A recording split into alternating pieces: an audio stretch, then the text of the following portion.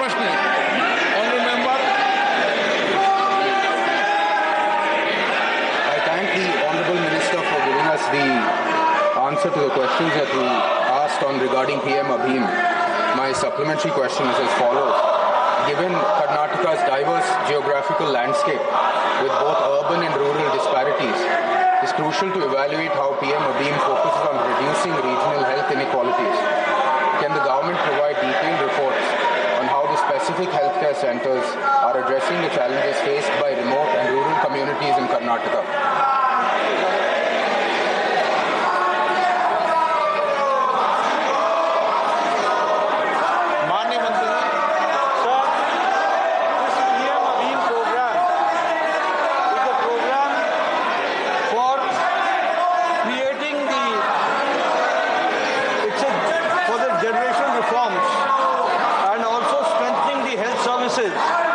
Delivery and strengthening the health systems and institutions.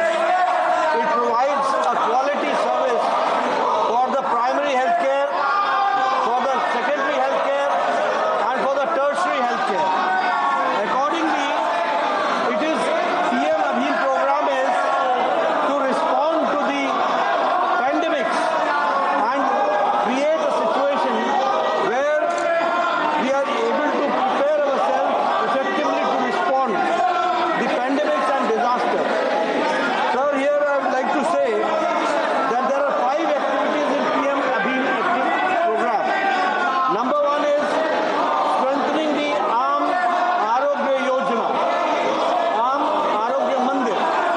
For that, it is decided that after the survey, 17,788 building-less sub-centers have to be equipped and buildings have to be constructed for Ayushman Arogya Mandir.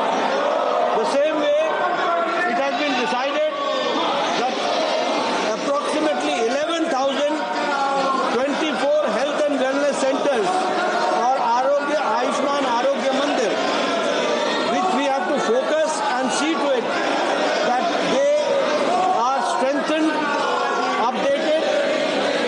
We know that these Arogya Mandirs are being run in the rented accommodation, but at the same time we have decided to give them full facilities and strengthen them. Sir, the third is about the CHC, that is the block public health units.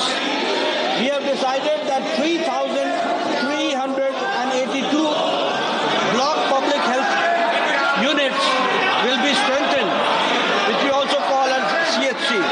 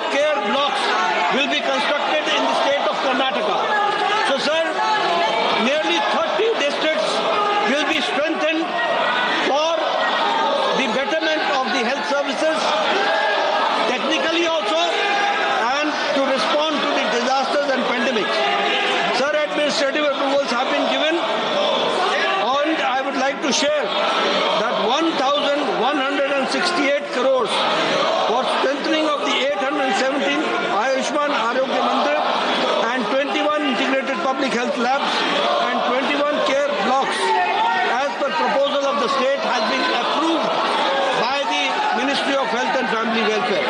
So sir, there has been a survey done by the government Ministry of Health and Family Welfare along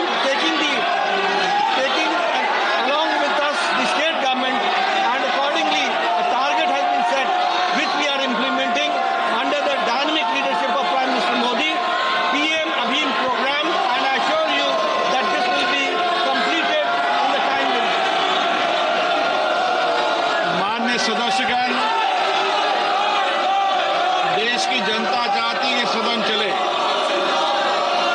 और कई माननीय विद्वानों ने भी लिखा है कि संसद चलना चाहिए, चर्चा संवाद होना चाहिए।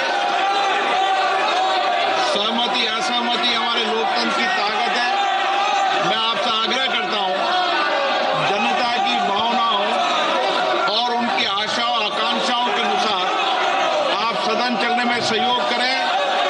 आज महत्वपूर्ण विषय स्वास्थ्य और महिलाओं पर प्रश्नकाल में चर्चा हो रही है। प्रश्नकाल आपका समय है। मैं आपसे आग्रह करता हूं कि प्रश्नकाल आपका समय है और देश की जनता लगातार माननीय सांसदों के बारे में, संसद के बारे में, अपने बारे में चिंता व्यक्त कर रही है। इसलिए मैं आपसे आग्रह करता हूं कि सदन चलाने दें।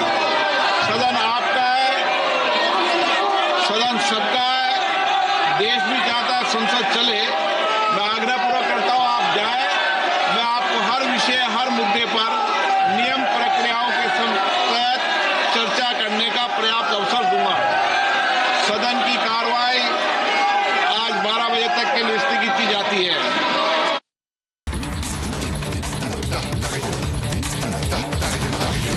All right, so Lok Sabha that has been adjourned until noon. JP Nadda, who was addressing the parliament, however, the speech was being disrupted by the opposition, as a result of which the House has now been adjourned until 12 p.m.